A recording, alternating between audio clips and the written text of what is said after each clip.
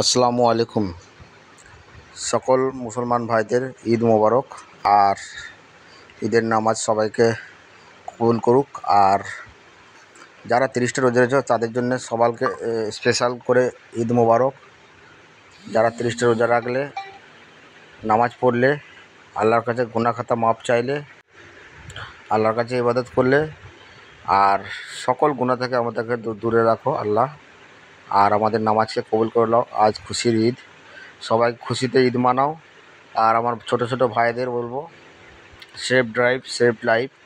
তো বাইক সবাই আস্তে চালাবে, রাস্তাঘাটে দেখে শুনে চলাফেরা করবে, কেন ঈদের দিনে সবাই খুশিতে দুর্ঘটনা কবলে পড়ে যায়। তো আমি চাইবো আমার কোনো ভাইদের যাতে না ক্ষতি হয়। সবাই ভালো থাকো, সবাই সবার জন্য দোয়া করব।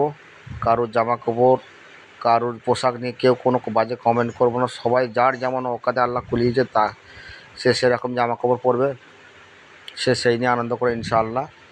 আপনারা সবাই ভালো থাকুন, দোয়া করবেন। আল্লাহ হাফেজ।